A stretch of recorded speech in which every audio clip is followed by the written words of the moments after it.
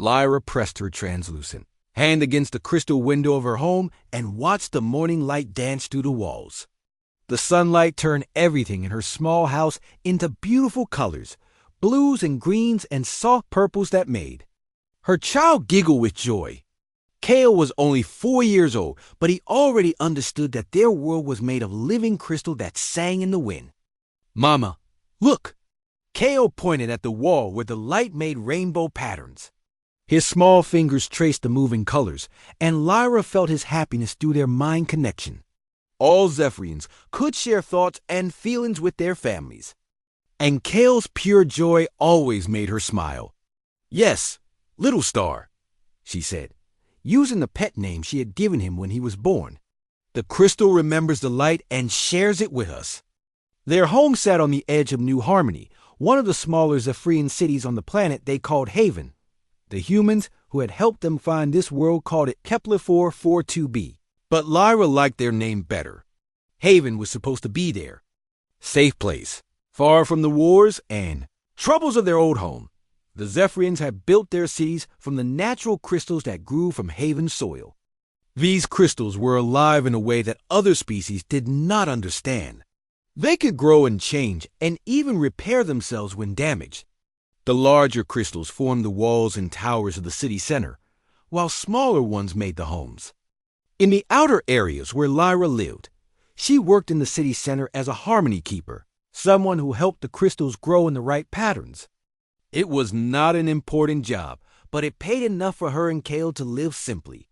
Her husband had died in the last war before they came to Haven, and she had raised Kale alone ever since.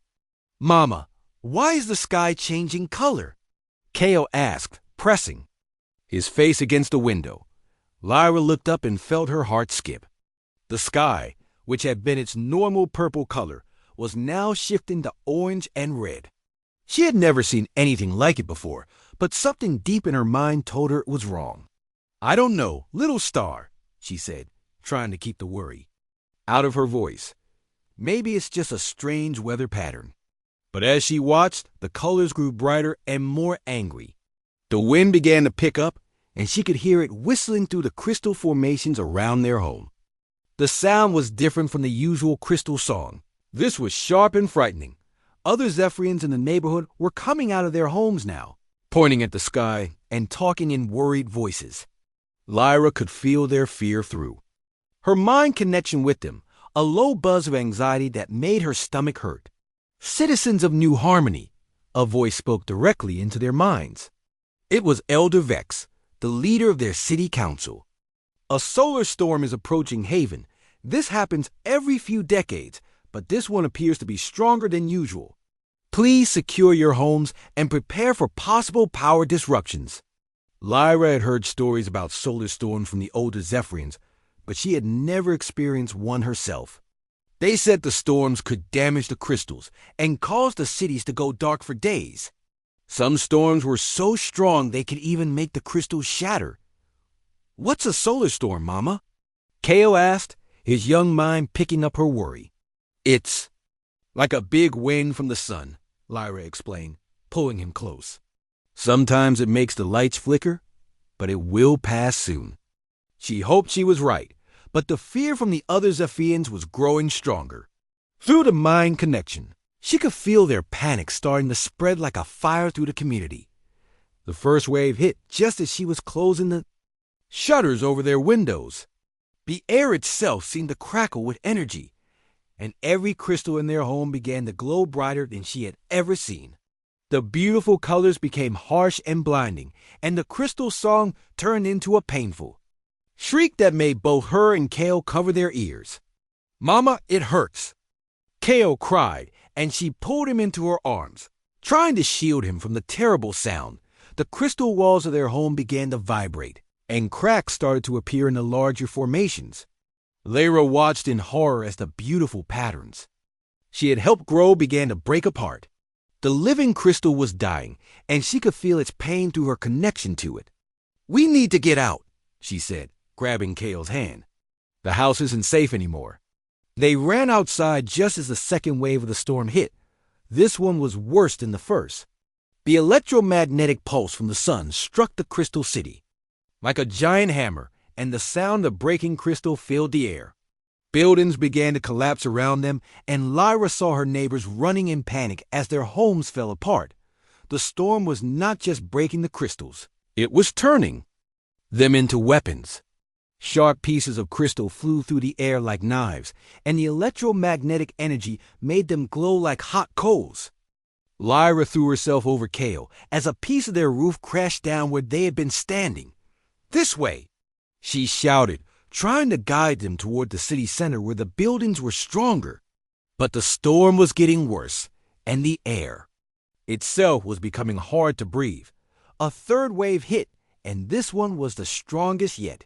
The electromagnetic pulse was so powerful that it made the very air glow with energy. The crystal formations that held up the city center began to crack and fall, and Lyra realized that nowhere was safe. "Hold my hand tight, little star," she called to Kale. But the wind was so strong now that it was hard to hear her own voice. The storm winds were not like normal wind. They were charged with energy from the sun, and they pulled at everything with invisible hands. Lyra felt her feet leave the ground as the ionic winds caught her, and she grabbed desperately for Kale's hand. "Mama!" Kale screamed as the winds tore him away from her dot. She watched in horror as her child was swept up in the glowing storm winds, his small body carried away like a leaf in a hurricane. She tried to follow him, but a piece of falling crystal struck her left arm, and she felt the bone break with a crack that she heard even over the sound of the storm. The pain was so intense that she almost lost consciousness. But she forced herself to stay awake. She had to find Kale. She had to save him. But as she tried to stand, another piece of crystal crashed down on her, trapping her legs under its weight. She could feel the warm liquid of her blood soaking into the ground, and her vision began to blur. The storm raged around her for what felt like hours, but was probably only minutes. When it finally passed, the silence was almost as terrible as the noise had been. The crystal song was gone, replaced by the sound of her own breathing and the distant cries of other survivors. Lyra lay trapped under the crystal debris, bleeding and broken, staring at the place where she had last seen her child. The storm had taken everything: her home, her city, and her little star. She was alone in a world that had suddenly become cold and dark and silent. But she was alive. And somewhere out there, Kale might be alive too. She had to believe that. She had to find him. No matter what it cost her, she would find her child. Lyra lay under the broken crystal for 3 hours before she managed to free herself. Her left arm hung useless at her side, and every movement sent waves of pain through her body. But the thought of Kale somewhere out there, possibly hurt and alone, gave her the strength to keep moving. She crawled out from under the debris and looked around at what had been her neighborhood. Nothing looked the same anymore. The beautiful crystal homes were now piles of broken glass and twisted metal. The singing towers that had filled the air with music were silent and dark. Even the ground looked different, covered with a thick layer of crystal dust that made everything look gray and dead. "Help!" she called out, her voice weak and rough. "Please, someone help me." She could hear voices in the distance, other survivors calling for their families or crying out in pain. Lyra tried to stand, but her legs would not support her weight. She had to crawl, dragging herself through the crystal dust toward the sounds of other people. The first group she found was gathering around what had been the community center. About 20 Zephyrians stood in a circle, their translucent skin dim and lifeless without the crystal light to make it glow. Elder Joran, who had been their neighborhood leader, was talking to them in a calm voice. "We must organize ourselves," he was saying. "The storm has passed, but we have much work to do. First, we need to find shelter. Then we need to account for everyone who lived in this district." Lyra dragged herself closer, relief flooding through her. These were her neighbors, people she had known for years. They would help her find Kale. "Elder Joran," she called out, her voice barely above a whisper. "Please, I need help. My son was taken by the storm winds. I have to find him." The group turned to look at her, and Lyra saw something in their eyes that made her stomach drop. It was not compassion or concern. It was disgust. "Lyra," Elder Jordan said, his voice cold, "you are injured. You could not protect your child or yourself. We cannot waste time and resources on someone who has already failed." "But he's just a child," Lyra pleaded, crawling closer. "He's only 4 years old. He needs me." "If he was meant to survive, he would have found a way," said Mira, a female Zephyrian who had once been Lyra's friend. "The storm tests us all. Those who are strong enough survive. Those who are not." She shrugged as if Kale's fate meant nothing to her. "That's not how it works," Lyra said, desperation making her voice stronger. "Children need adults to protect them. I couldn't help what happened. The storm was too strong." "Exactly," Elder Jordan said. "You were too weak to protect your offspring. In our culture, parents who cannot keep their children safe have failed in their most basic duty. We cannot help those who have already proven themselves unworthy."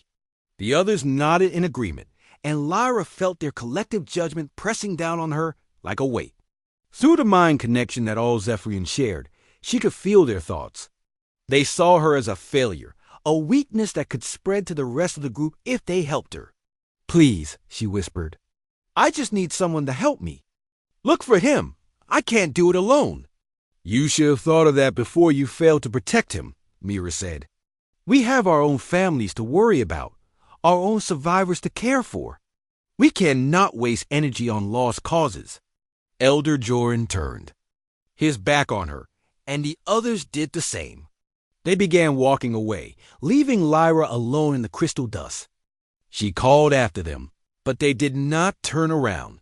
Lyra spent the rest of the day crawling through the ruins, looking for other survivors who might help her. She found several more groups, but the response was always the same. The Zephyrians had a saying, "Only the strong deserve to continue." They believed that helping the weak would make the entire community weaker. At the third group she found, the leader was a young male named Zeph, who had always been kind to her before the storm. Surely he would be different. "Zeph," she called out as she approached his group. "Thank the stars you're alive. I need help finding my son." Zeph looked at her with sad eyes, but his voice was firm. "I'm sorry, Lyra. I truly am. But you know our ways. You could not protect your child when it mattered most. If we help you now, what message does that send to our own children? That they can fail and still be saved." "But children are different," Lyra argued. "They're not supposed to be able to protect themselves. That's what parents are for. And parents are supposed to be strong enough to do that job," Zeph replied. "The storm has shown us who is strong and who is weak. We cannot change that truth." As the sun began to set, Lyra found herself at the edge of the destroyed city. Her strength was almost gone, and she had lost a lot of blood from her injuries. She had found 7 different groups of survivors, and all of them had turned her away. The worst part was that she could feel their emotions through the mind connection. They were not cruel people. Many of them felt sorry for her, but their culture was stronger than their compassion. They truly believed that helping her would be wrong. In the distance, she could see the lights of the emergency shelters that the city council had set up. These were temporary buildings made from the few crystals that had survived the storm. Lyra knew that hundreds of survivors were gathering there, sharing food and shelter and working together to rebuild their lives. She dragged herself toward the shelters, hoping against hope that the council leaders would be different. As she got closer, she could hear the sound of voices and the hum of crystal generators providing power. It sounded like civilization returning to normal, but when she reached the edge of the first shelter, 2 guards stopped her. "I'm sorry," one of them said. "This shelter is for productive survivors only." "Council orders. I am productive," Lyra protested. "I was a harmony keeper. I helped grow the crystals that built our city." "You were a harmony keeper," the guard corrected, "but you failed to protect your child. The council has decided that resources should go to those who have proven they can survive and contribute." "Where am I supposed to go?" Lyra asked, looking around at the destroyed landscape. That is not our concern, the second guard said. The council has made its decision. Lyra watched through the transparent walls as families sat together, sharing meals and comforting each other. Children played games while their parents planned for the future. It was everything she wanted for herself and Kale, but it was being denied to her because she had failed when the storm came. She turned away from the shelter and crawled into the darkness. Her body was shutting down from blood loss and exhaustion. But she kept moving. She had to find somewhere safe to rest, somewhere she could heal enough to continue looking for Kale Dot in the distance. She could see a small light. It was not the warm glow of Zephyrian crystals, but the harsh white light of alien technology. The human research station sat on a hill outside the city, a place that most Zephyrians ignore because they considered humans to be a primitive species. Lyra had never spoken to a human before. She knew they were there, studying the planet's crystals and weather patterns, but they kept to themselves. The Zephyrians tolerated them because they had helped find Haven, but they did not consider them equals. As she crawled toward the light, Lyra wondered if the humans would be any different from her own people. Would they also turn her away? Would they also believe that she deserved to suffer because she had failed to protect her child? She did not know, but she had nowhere else to go. The human station was her last hope, and she was too tired and hurt to care about pride anymore. She just wanted someone, anyone, to show her a small piece of kindness in a world that had suddenly become cold and cruel. The light grew brighter as she approached, and she could see the square metal buildings that humans preferred over crystal. They looked strange and ugly to her eyes, but right now they represented the only possibility of help she had left. She collapsed at the edge of the human compound, her strength finally giving out completely. The last thing she saw before darkness took her was that harsh white light, so different from the gentle glow of her destroyed home. Jake Peterson was working late in his lab when the proximity alarm went off. He looked up from his microscope, where he had been studying crystal samples that the storm had changed in interesting ways. The alarm meant something was near the research station, probably another piece of debris blown in by the wind. He walked to the security monitor and frowned at what he saw. There was a person lying just outside the compound fence. The figure was small and still, and Jake could see dark stains on the ground around them. "That's not debris," he muttered, grabbing his medical kit and a flashlight. "Control, this is." "Jake, I'm going outside to check on something." "Copy that, Jake," came the voice of Linda, the night shift supervisor. "Be careful out there. The storm left a lot of unstable structures." Jake jogged out to the fence and immediately saw that the person was a Zephyrian female. She was unconscious and bleeding, her translucent skin pale and dim.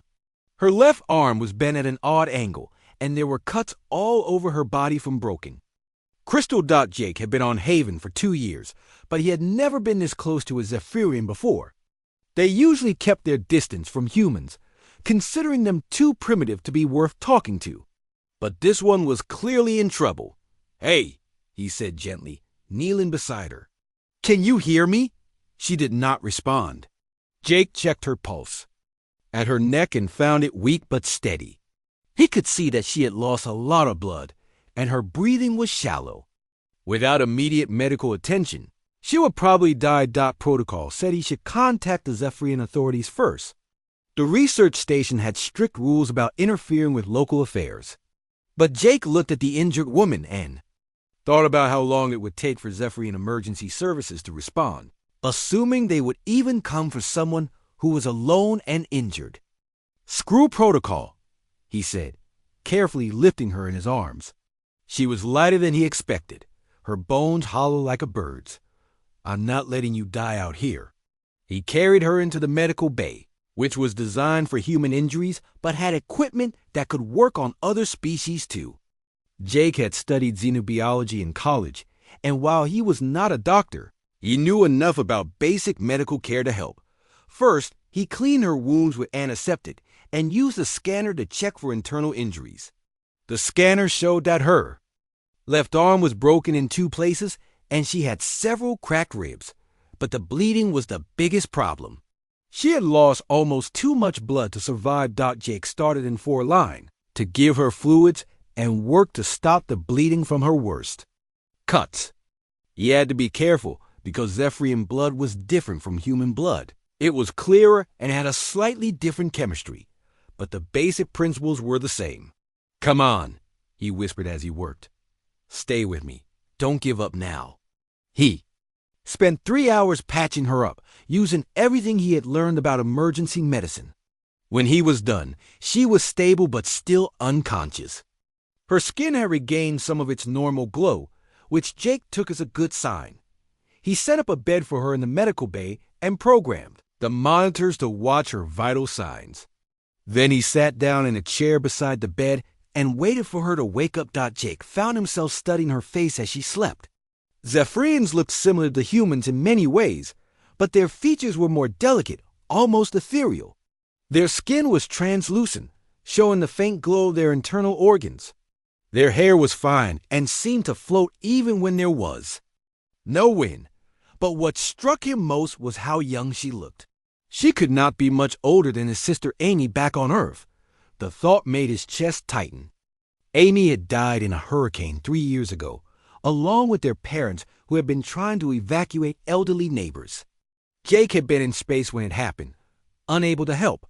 The Zephyrian woman stirred and opened her eyes. They were large and silver, like mirrors that reflected light. When she saw Jake, she gasped and tried to sit up, but the pain made her fall back down. "Easy," Jake said, holding up his hands to show he meant no harm. "You're safe. You're in the human research station. I found you outside, and you were hurt pretty badly." She stared at him with wide eyes, and Jake realized she probably did not understand English. He reached for his translation device, a small computer that could convert speech between different languages. "Can you understand me now?" he asked through the device. The woman nodded slowly, but she still looked frightened. "You are human," she said, her voice weak but clear through the translator. "Yes, I'm Jake. Jake Peterson. I'm a scientist here. What's your name?" "Laura," she whispered. "Why did you help me? I am not your species." Jake was surprised by the question. "Because you were hurt and needed help. That's what people do, isn't it?" Lyra stared at him for a long moment. "My people do not think that way. They believe only the strong deserve to survive. They would not help someone who has failed as I have failed." "Failed how?" Jake asked, genuinely curious. Tears began to fall from Lyra's silver eyes. "I could not protect my child. The storm took him from me. I have looked for help, but no one will assist me because I have proven myself weak." Jake felt anger rising in his chest. "They refuse to help you find your child. What kind of people are they?" "They are good people," Lyra said quickly. "They follow our ways. In our culture, parents who cannot protect their children have failed in their most important duty. To help such people would be to encourage weakness." "That's the stupidest thing I've ever heard," Jake said, then caught himself. "I'm sorry.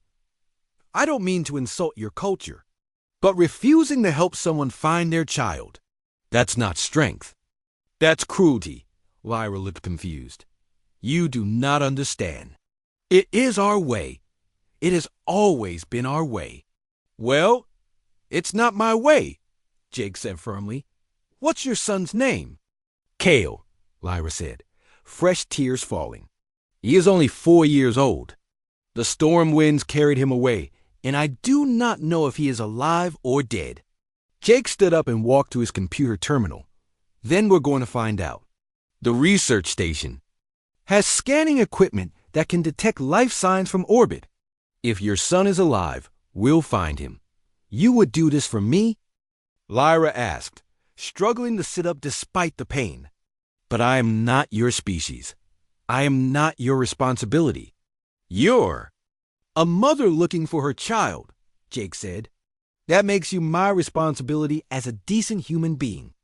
He began typing commands into the computer, accessing the geological survey satellites that orbited Haven. These satellites were designed to study the planet's mineral composition, but they could also detect biological signatures. Tell me about your son, Jake said as he worked. What does he look like? How tall is he? Any distinguishing features?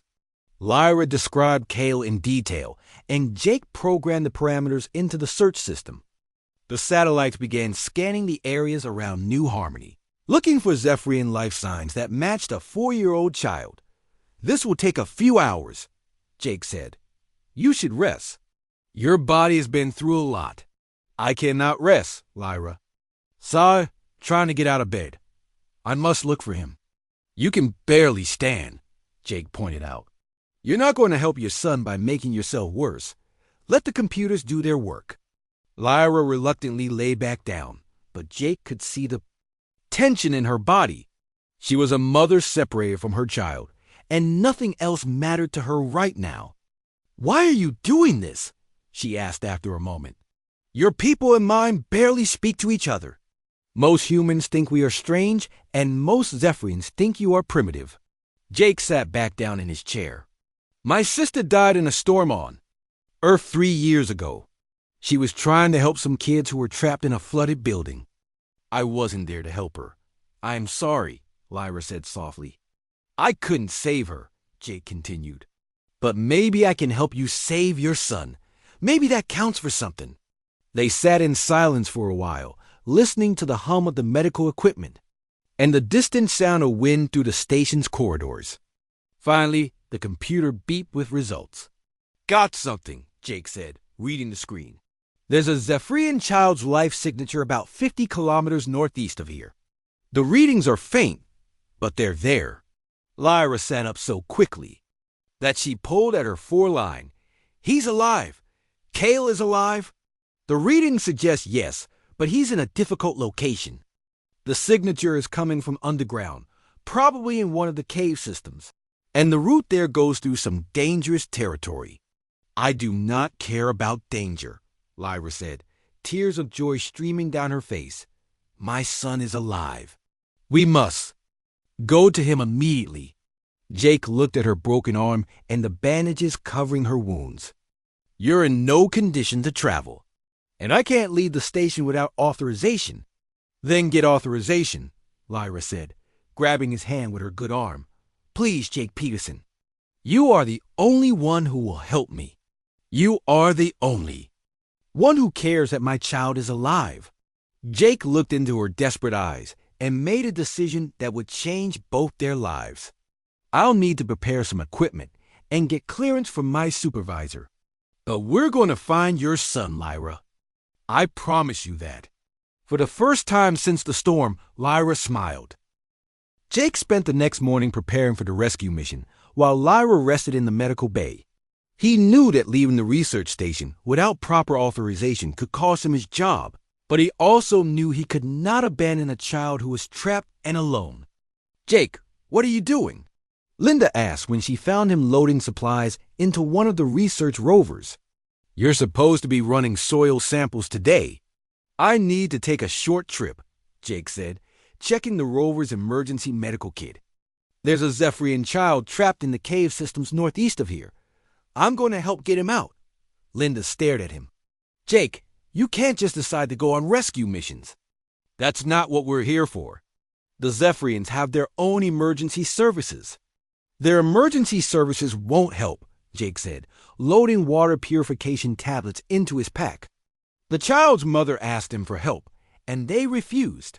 Something about their culture not helping people who fail to protect themselves. That's their business, not ours, Linda said firmly. We have strict orders not to interfere with local customs. If you go out there, you could cause a diplomatic incident. Jake stopped loading supplies and looked at her. Linda, there's a 4-year-old kid trapped in a cave somewhere. He's been alone for 3 days. I'm not going to let him die because of politics. Jake, I understand how you feel, but do you? Jake interrupted. Do you really understand? Because I don't think you do. That kid is scared and hurt and probably thinks no one is coming for him. I'm not going to be the person who proves him right. Linda sighed. I can't authorize this mission. If something goes wrong, it's your responsibility. And if headquarters finds out, you'll probably be sent home. I know, Jake said, closing the rover's cargo area. But I can live with getting fired. I can't live with knowing I let a child die when I could have helped. He walked back to the medical bay, where Lyra was sitting up in bed, trying to eat some human food that Jake had brought her. She was still weak, but her color was better, and her wounds were healing. Are you ready to go? She asked as soon as she saw him. I'm ready, Jake said. But you're not. You're still recovering from major injuries. I'm strong enough, Lyra insisted, trying to stand up. She made it to her feet, but swayed dangerously, and Jake had to catch her before she fell. You're not strong enough, Jake said gently. You lost too much blood, and your arm is broken. The trip will be dangerous, even for someone who's healthy. I will not stay here while my child is trapped, Lyra said, her voice fierce despite her weakness. I have already failed to protect him once. I will not fail again. Jake helped her sit back down. You didn't fail to protect him. You were caught in a natural disaster that no one could have prevented. That's not failure. That's just bad luck. You do not understand our ways, Lyra said. In my culture, there is no such thing as bad luck. There is only strength and weakness. The strong survive and protect their families. The weak do not. Well, your culture is wrong, Jake said bluntly. Sometimes bad things happen to good people. Sometimes storms are too strong for anyone to fight. That doesn't make the people who get hurt weak. Lyra looked at him with confusion. How can you say our ways are wrong? You are not Zephyrian. You do not understand what it means to be truly strong. I understand what it means to be human, Jake said. And humans help each other, especially when children are involved. That's what makes us strong. He showed her the route he had planned on his tablet computer. The cave system where your son is trapped is about 50 kilometers from here. The direct route goes through some rough terrain, and there are reports of Scarth H in the area. Lyra's eyes widened. Scarth? The hunters? Yeah, the hunters. There. Scavengers who prey on disaster survivors. But I've got weapons and defensive equipment. We can handle them if we're careful. This is very dangerous, Lyra said. Why would you risk your life for a child you have never met? Jake was quiet for a moment. Because someone should. Because he's just a kid, and kids deserve to be rescued. Because his mother loves him and wants him back. But I am not your species, Lyra said again. My child is not your responsibility. When I see someone who needs help, they become my responsibility. Jake said, that's how I was raised. That's how humans think. Jake spent the next hour going over the equipment with Lyra, even though she would not be coming with him. He wanted her to understand what he was doing and why. The rover was equipped with ground-penetrating radar, emergency medical supplies, and enough food and water for several days. The cave entrance is here, he said, pointing to a map. The geological surveys show it's part of a larger system that goes deep underground. Your son's life signature is coming from about 200 meters inside the main tunnel. What if the caves are unstable? Lyra asked. The storm could have caused rockfalls. That's possible, Jake admitted. But the scanning equipment shows the main tunnel is still intact. And I've got emergency digging tools in case I need to clear debris. As Jake prepared to leave, other members of the research team came to see him off. Most of them thought he was crazy, but a few understood why he was doing it. Be careful out there, said Dr. Martinez, the station's chief scientist. The Scarth are dangerous, and the terrain is unstable after the storm. I'll be careful, Jake promised. Keep an eye on Lyra for me. Make sure she rests and follows the medical protocols. I will come with you, Lyra said one more time, struggling to stand. No, Jake said firmly. You'll slow me down, and you might get hurt worse than you already are. The best thing you can do for your son is to stay here and get better. Jake climbed into the rover and started the engine. Through the medical bay window, he could see Lyra watching him with tears in her eyes. She was afraid for her child, but she was also afraid for him. He was risking his life for people he barely knew, and she could not understand why. The rover left the research station and headed into the wilderness of Haven. Landscape was scarred by the storm, with broken crystal formations and deep gouges. In the earth, where the electromagnetic pulses had struck, Jake had to drive carefully, avoiding unstable ground and debris. After an hour of driving, he reached the edge of Scarth territory. The Scarth were a predatory species that looked like a cross between reptiles and insects. They were not very intelligent, but they were dangerous hunters who could sense weakness and fear. Jake stopped the rover and checked his weapons. He had a plasma rifle and a sonic disruptor, both designed to work on multiple species. He also had armor plating and a personal shield generator. The equipment was military grade, left over from the early days of human exploration when first contact situations were more dangerous. "All right, Kale," he said to himself, looking at the scanner that showed the child's life signature. "Your mom is counting on me to bring you home. Let's go get you." He drove deeper into the wasteland, following the scanner's directions toward the cave system. The terrain grew rougher, and Jake could see claw marks on the rocks where Scarth H had been. Hunting. He kept his weapons ready and his sensors active. About halfway to the caves, the rover's proximity alarm went off. Jake looked at the scanner and saw 3 large shapes moving toward him from the east. Scarth hunters, drawn by the sound of his engine. "This is going to be interesting," Jake muttered, reaching for his rifle. The first Scarth H appeared on a ridge about 100 meters away. It was the size of a small car, with 6 legs and a mouth full of sharp teeth. It made a clicking sound that Jake knew was a hunting call. Signaling to the others, Jake fired a warning shot over the creature's head, hoping to scare it off. But the Scarth were hungry, and they saw him as easy prey. All 3 of them began moving toward the rover, their claws clicking on the rocky ground. "So much for the easy way," Jake said, switching his rifle to full power.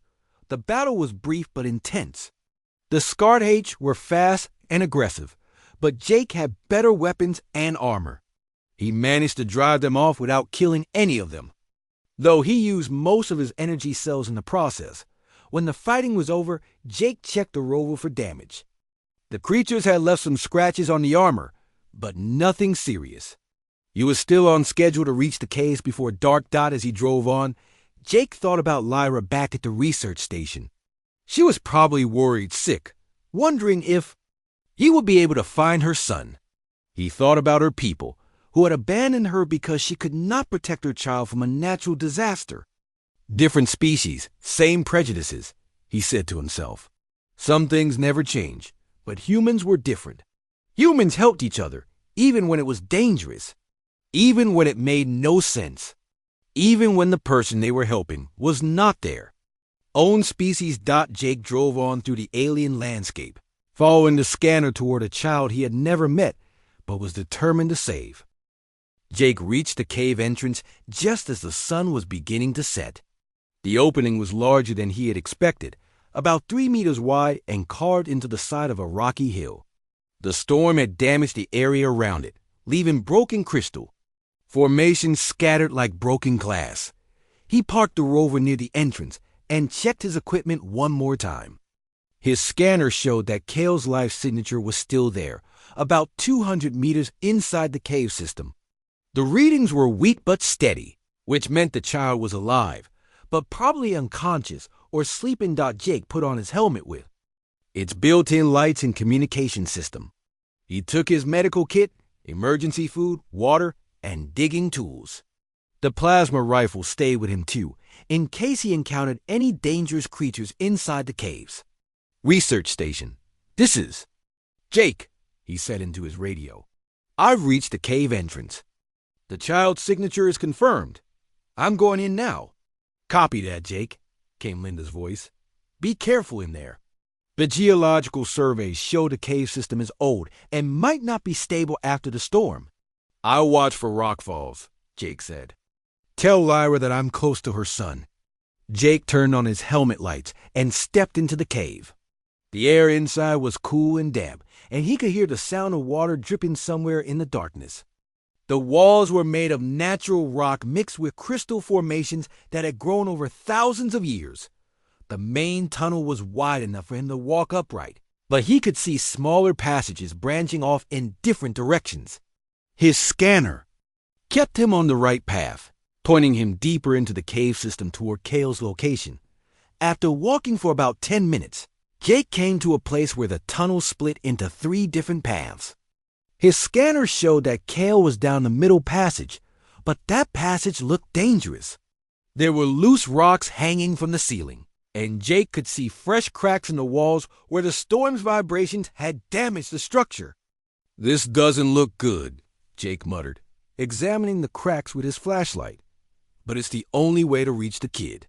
He moved carefully down the middle passage, testing each step before putting his full weight down. The floor was covered with loose stones and crystal fragments that had fallen from the ceiling. Every few meters, he stopped to check his scanner and make sure he was still heading in the right direction. About halfway down the passage, Jake heard a sound that made him freeze.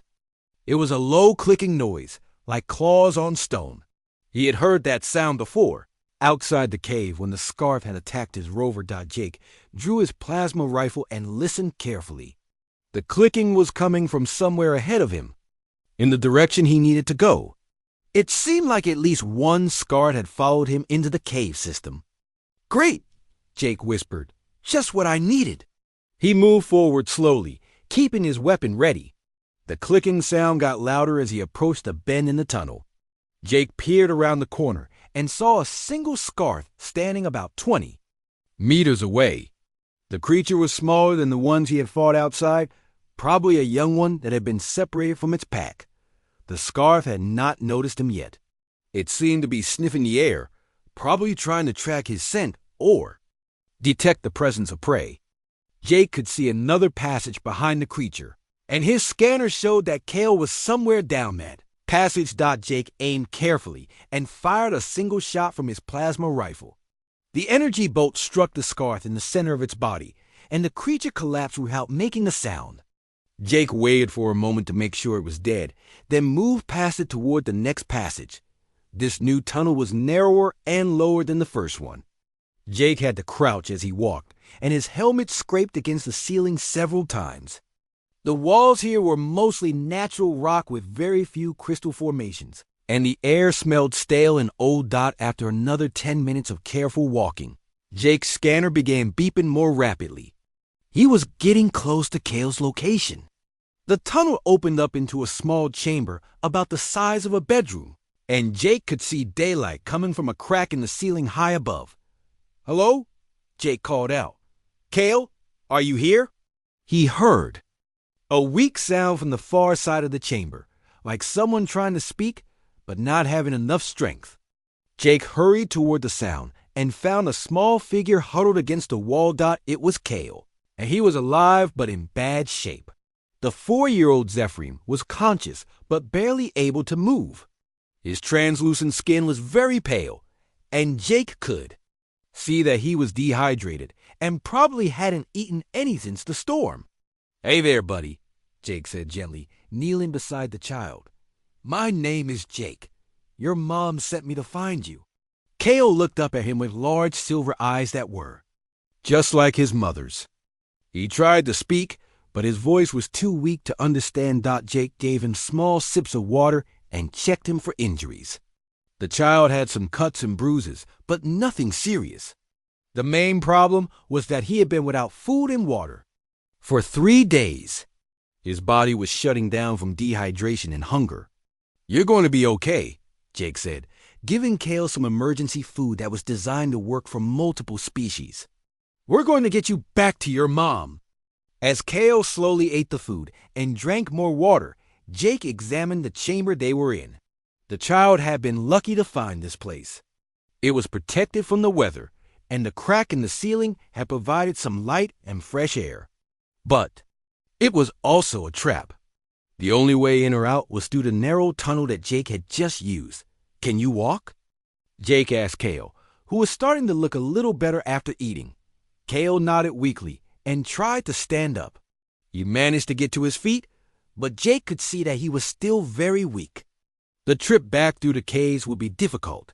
For him, Jake put Kale on his back and started the journey back toward the cave entrance. The child was light, but carrying him while crouching through the narrow tunnel was hard work. Jake had to stop several times to rest and make sure Kale was okay. When they reached the wider tunnel, Jake thought the worst was over, but as they approached the place where he had killed the scarf, he heard more clicking sounds echoing through the cave. The creature's pack had probably come looking for it, and now they were between Jake and the exit. "Stay quiet," Jake whispered to Kale, setting him down behind a large rock formation. "I need to deal with some bad creatures." Jake could see 3 adult Scarch moving down the tunnel toward them. These were much larger than the young one he had killed earlier, and they looked angry.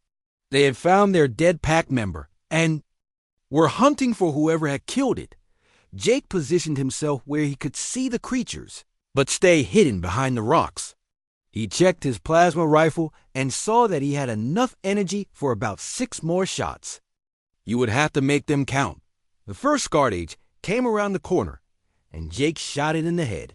The creature dropped immediately, but its death cry alerted the others. The second Scarch charged toward Jake's position, moving faster than he had expected. Jake fired again, but the shot only wounded the creature. It kept coming, and Jake had to roll to the side to avoid its claws. He fired a third shot at close range and finally brought it down. The third Scarch was smarter than the others. It stayed back and tried to circle around Jake's position. Jake could hear it moving through the darkness, but he couldn't see it clearly enough to get a good shot. "Jake?" Kale whispered from behind the rocks. "What's happening?" "Just stay down," Jake said, trying to track the third creature's movement.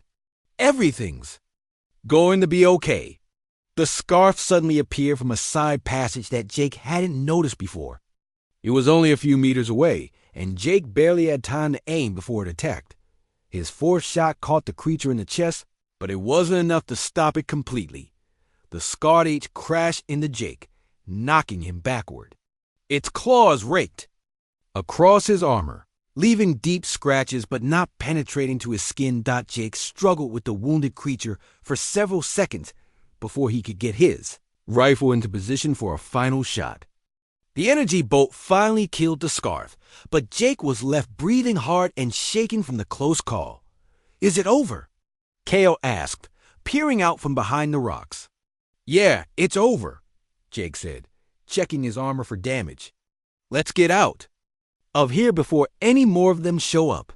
He picked up Kale again and hurried toward the cave entrance. The child was getting stronger as the food and water did their work, but he was still too weak to walk the whole distance by himself. When they finally reached the cave entrance, Jake could see stars beginning to appear in the darkening sky. His rover was exactly where he had left it, and there were no signs of more scarf in the area. "We made it, buddy," Jake said, setting Kale down beside the rover. "We're going home." Kale looked up at him with tears in his eyes. "Thank you for coming to find me. I thought no one would come." "Your mom was never going to give up on you," Jake said, helping the child into the rover. "She loves you very much." As they drove back toward the research station, Jake radioed ahead to let them know he had found Kale and that they were both safe. He could hear the relief in Linda's voice, and he knew that Lyra would be overjoyed to see her son again. The trip back took 2 hours, and Kale fell asleep in the passenger seat. Jake drove carefully through the dark landscape, thinking about what had just happened. He had risked his life to save a child from